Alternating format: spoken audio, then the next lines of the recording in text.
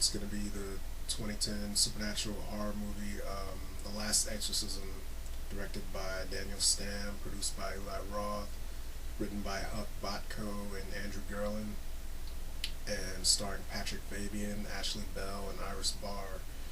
And it's another one of those Blair Witch style mockumentary, shaky cam movies shot handheld like a documentary. Among many others like Paranormal Activity, Cloverfield, Quarantine, and of course the Blair Witch Project.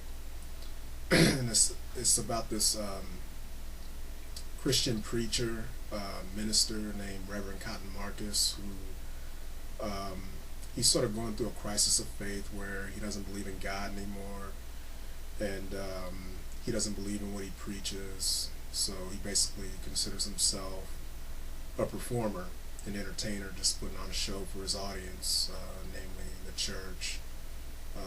And I guess he's humoring their religious beliefs, just to keep them sane, I guess. And he also performs exorcisms to support his family. That's how he gets paid.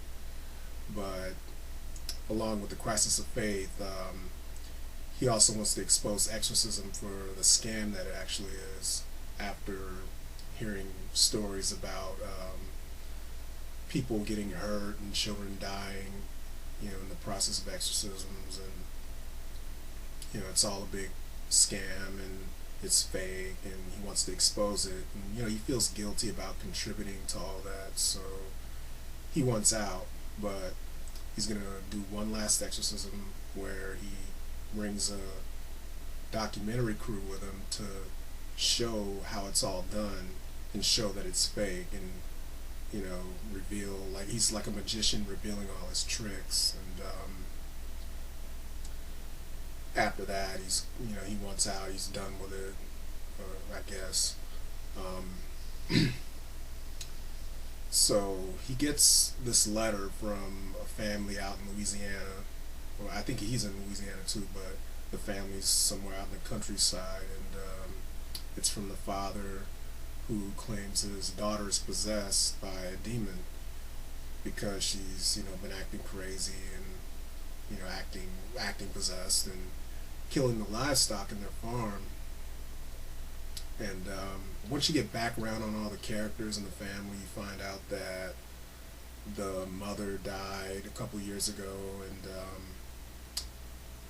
the kids, like there's the girl and then her brother and then the dad, and they're all affected by the stress of that. The son's acting out, and the daughter, I guess she's acting out too, but is she acting out, or mentally disturbed, or is she possessed by a demon? And the movie sort of plays that, it's ambiguous like that. You kept wondering whether she's really possessed or if it's all in her head. And Reverend Cotton Marcus, the main character, because his crisis of faith, he knows the exorcisms are fake. He thinks most of the exorcism victims, or the possessed people, he thinks it's all in their head. So he justifies what he's doing by if he convinces them in their mind that the demon is gone, he helps them, helps bring them peace of mind that way, and he supports his family that way, so it all, everybody wins, so be it. And they interview the dad, get some background on the wife dying and just how everybody's affected by that. They interview the girl who's supposedly possessed, and she seems really innocent and happy-go-lucky and actually pretty harmless. But as they're interviewing the people, you sort of get the background, and they kind of imply that the family themselves, like there might be some abuse going on, like maybe the father is abusive or even sexually abusing his daughter, and the daughter may be acting out from the abuse. So the Reverend Cotton Marcus starts, inspecting the house, finding out how he's going to set things up, and all that's sort of interspersed with like footage of him showing all the props that he uses to do the exorcisms, because of course it's all fake. And like for example, he uses speakers. He hides them somewhere in the room to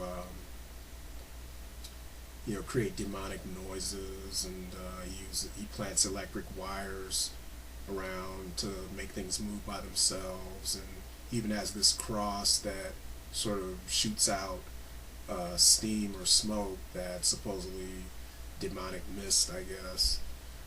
And it's kind of comical the way the exorcism happens, because all the tricks he's using. So even though they're getting scared, well, the girl's getting scared, the father is kind of, freaking out, watching his daughter be exorcised.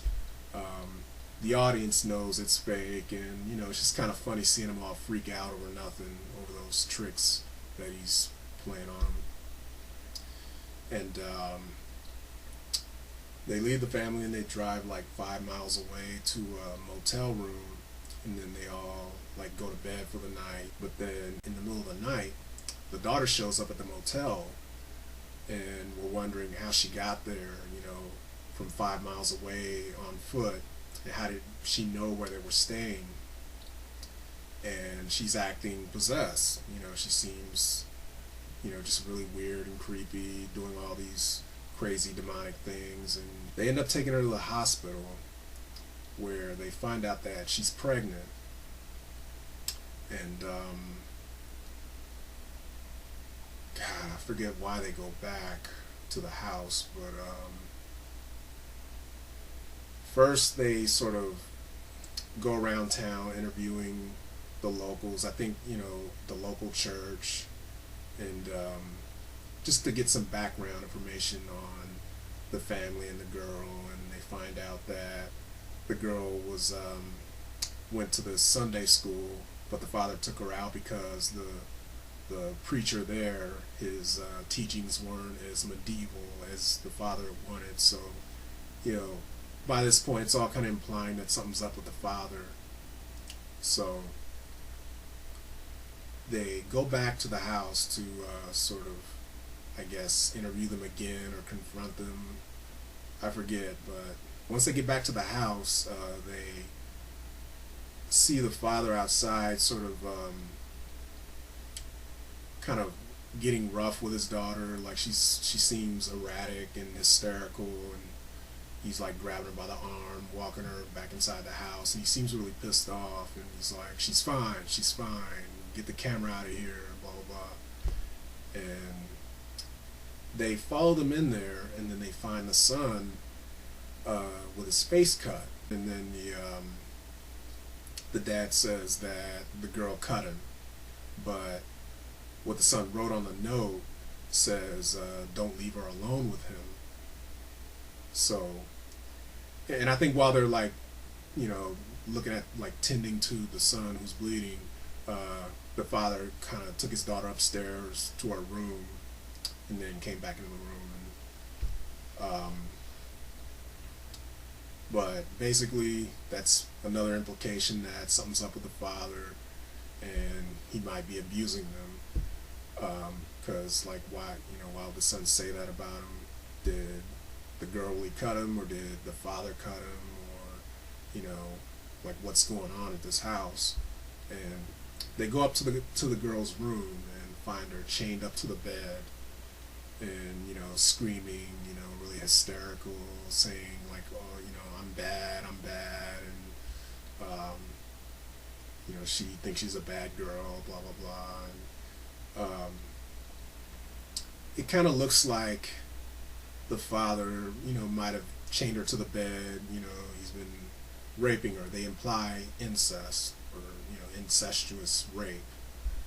And then they cut back to the hotel, where they're all just like the Reverend Cotton Marcus and the camera crew. They're all just sort of speculating on what's going on, and they suspect the dad of abuse. And it's like, oh, it all makes sense now. No wonder she's acting out like this, because they don't really believe in demons and the exorcism, so they think it's all in their head. they're just kind of acting out from all this, shady business going on. And then they kind of go back to the house again to confront the father, and meanwhile he wants another exorcism performed on his daughter because she's still acting strangely, but they disagree. They like refuse to do another exorcism, and they think he needs professional help, and the girl needs help. But the father, he's like getting defensive, and starts getting really crazy, and because they refuse, he's like, either you perform another exorcism or get out of here, and I'll consider you guys trespassers. So he goes off somewhere to start praying, and then he gets a gun and starts threatening them with the gun, either get out of here or do another exorcism. And they finally give in to do another exorcism. So the tension's really building, and they just things are getting really scary at this point. And they take her out to the barn. She's freaking out, acting demonic, and he does the whole spiel again. And this time she starts like doing these really weird body contortions and movements where she's twisting around, her neck's like twisting, double jointed, her back's double jointed, and she starts talking the demon's voice, kind of reverting from that back to her regular self. So I guess the audience, were convinced that, maybe it really is real, maybe she really is possessed, but the dialogue kind of implies that, she might just have a bad case of guilt from whatever's going on in the house, probably sexual abuse or whatever.